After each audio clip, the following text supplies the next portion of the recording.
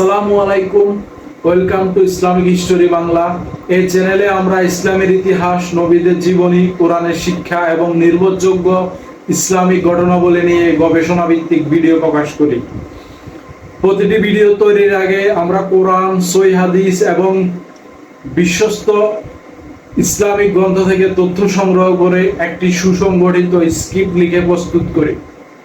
এরপর কিভাবে আমি ভয়েস ওভার তৈরি করি, ভিডিও বানাই এবং এডিট করি সেটাই আপনাদের আজকে দেখাবো। চলুন শুরু করা যাক।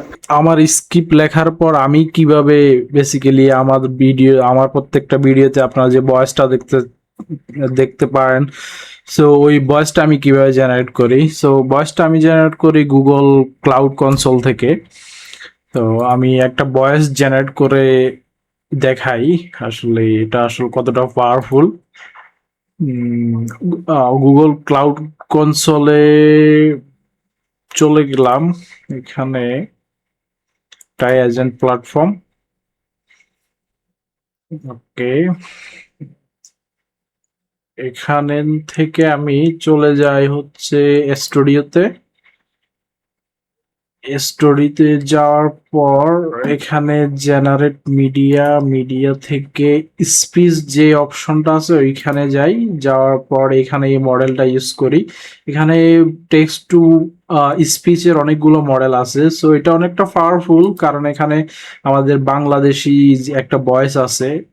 সো এখানে ইন্ডিয়ান, পাকিস্তানি অনেক ভয়েস আছে। সো এখানে বেসিক্যালি এটা ইউজ করার কারণ হচ্ছে এখানে বাংলাদেশি যে মডেলটা আছে ওইটা আছে। সো আমি বাংলাদেশ সিলেক্ট করি। আমি এখানে অনেকগুলো মডেল থেকে আমি ইনসি ডিলাস যেটা আছে এটা ইউজ করি। মেল ভার্সন যেটা, এটা আমার ভিডিওতে আপনারা যেটা দেখতে পারেন ওইটাই। তো আমি এখানে একটা স্টাইল ইনস্ট্রাকশন দিয়ে দিই, লাইক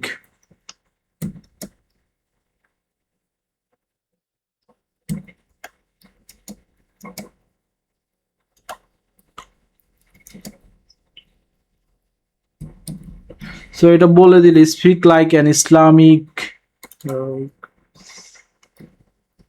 ইসলামিক স্টোরি টেলার। তাহলে এখানে ইসলামিক মানে আমার ভয়েস গুলো যেভাবে আসলে বলে, মানে গল্পটার বলার ধরনটা হচ্ছে যে মানে ইসলামিক স্টোরি টেলারের মতো হয় আর কি। তা আমি একটা ভয়েস জেনারেট করি আসলে আর কিরকম আপনারা দেখেন। এখানে দিলাম, দেওয়ার পর একটা ভয়েস জেনারেট করলাম। একটু লোড নিচ্ছে।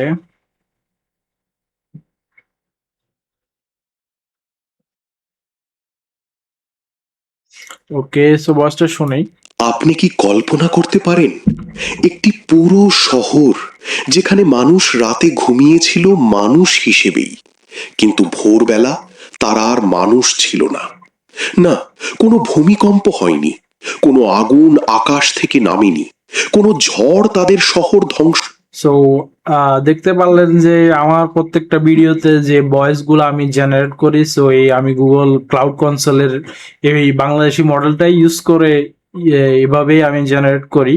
আমার স্ক্রিপ্ট রাইটিং শেষ, অডিও জেনারেশনের কাজ শেষ। আমি এই স্ক্রিপ্টটাকে কিভাবে ভিডিওতে কনভার্ট করি, প্রত্যেকটা ক্যারেক্টারকে কনসিস্টেন্সি মিল রেখে।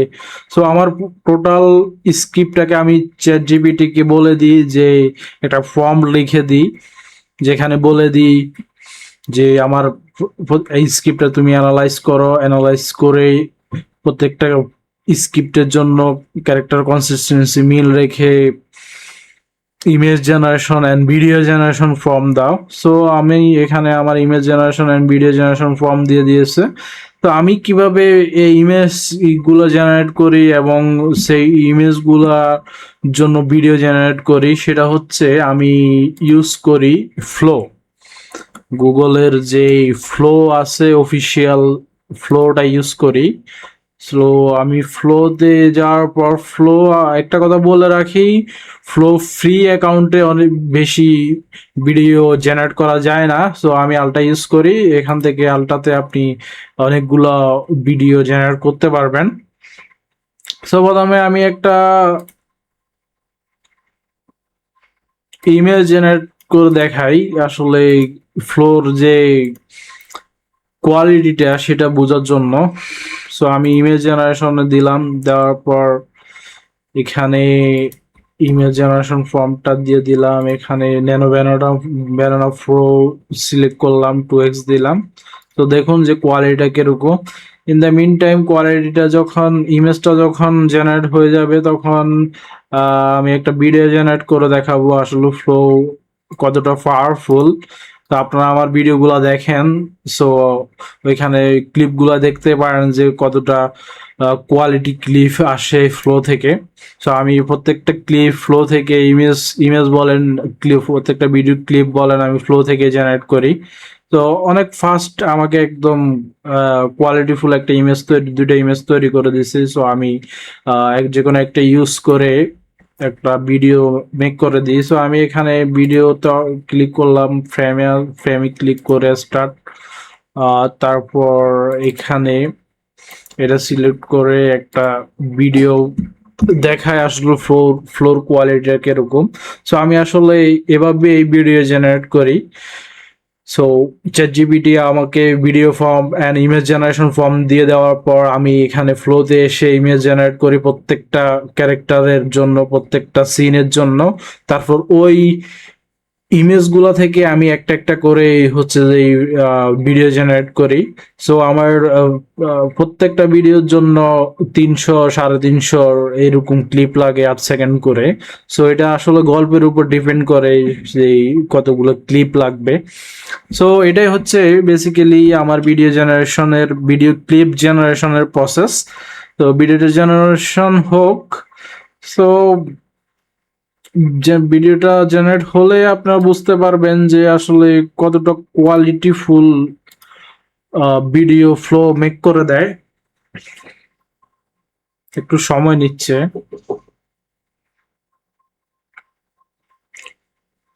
ফ্লোতে বেসিক্যালি রাতের বেলায়, সকাল বেলায় একটু ফ্রি থাকে, তখন সমস্যা হয় না। দেখুন আমি যদি ভিডিওটা দেখাই, দেখুন কতটা কোয়ালিটিফুল একটা ভিডিও মেক করে দিছে। দেখুন আপনি আসলে ভিডিওটা কোয়ালিটি নির্ভর করবে আপনার ফর্মটার উপর, আপনি ফর্মটা কতটা ভালো লিখতেছেন ওই ফর্মটার উপরে আপনার ভিডিওটা, আপনি যেভাবে ফর্ম দিবেন ফ্লো আপনাকে ওইভাবে ওই কোয়ালিটিফুল ভিডিও মেক করে দিবে। সো এটা হচ্ছে আমার process. Skip voice video clip জেনারেশনের পরে আমি কিভাবে ভিডিও এডিট করি। ভিডিও এডিটের জন্য আমি ক্যাপকাট প্রোটা ইউজ করি। প্রোটা ইউজ করার কারণ হচ্ছে ফ্রিটা ইউজ করলে ট্রানজেকশন ইফেক্ট অনেকগুলো প্রিমিয়াম ফিচার ইউজ করা যায় না, ওই জন্য আমি ক্যাপকাট প্রোর যে অফিসিয়াল সাবস্ক্রিপশনটা আসলে ওইটা ইউজ করি। ভিডিও এডিটের জন্য একটা ব্যাকগ্রাউন্ড মিউজিক নিয়ে নিই কপিরাইট ফ্রি, সেটা এখানে টাইমলাইনে অ্যাড করি। টাইমলাইনে অ্যাড করার পর আমি সেটাকে এক্সট্রাক্ট করে ভিডিওটাকে ফেলে দিই। সো ব্যাকগ্রাউন্ড মিউজিকটা দিই, এরপর হচ্ছে আমি আমার ভিডিওর যে অডিওগুলো আছে, অডিও ক্লিপগুলো সবগুলো এখানে একসাথে অ্যাড করি।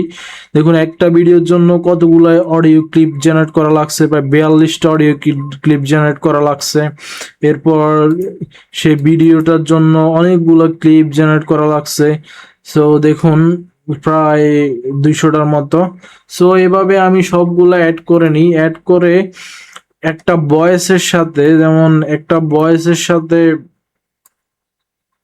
ভয়েসের সাথে আমার ভিডিওর ক্লিপগুলা যাতে মিল রেখে, কনসিস্টেন্সি মিল রেখে, লিপসিংটা মিল রেখে আমি প্রত্যেকটা ভিডিওকে ছোট ছোট করে ভাগ করে নিই।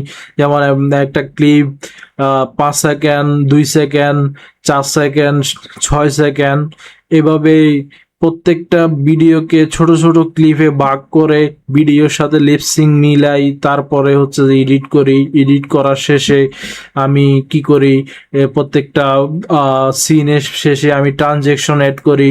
ট্রানজেকশন অ্যাড করার পর আমি কিছু ইফেক্ট ইউজ করার পর এখানে মাঝে মাঝে টেক্সট ইউজ করি। আবার আমার অডিও কোয়ালিটিটা ভালো রাখার জন্য আমি অডিওটা এখানে অডিওর কাজটা করি। তারপর আমি সবকিছু শেষে আমি আমার চ্যানেল একটা লোগো লাগাই, এরপর হচ্ছে আমার ভিডিও সাবটাইটেল ইউজ করি, এরপর হচ্ছে যে বিভিন্ন ইফেক্ট ইউজ করি। সো আসলে এইগুলো বলার পিছনে আসলে আজকের ভিডিওটা বানানোর পিছনে অনেকটা কারণ আছে। কারণটা হচ্ছে যদি আমরা এআই ইউজ করি, এআই ইউজ করলে যে আসলে বিষয়টা অনেকটা ইজি হয়ে যাবে, বিষয়টা এরকম না। এআই ইউজ করা যায়, এআই এআই একটা আসলে হাতিয়ার, কিন্তু দিন শেষে আউটপুটটা আপনাকে নিজেই বের করতে হবে। সো ভিডিওটা বানানোর উদ্দেশ্য হচ্ছে একটা ভিডিওর পিছনে আমাকে অনেক পরিশ্রম করতে হয়।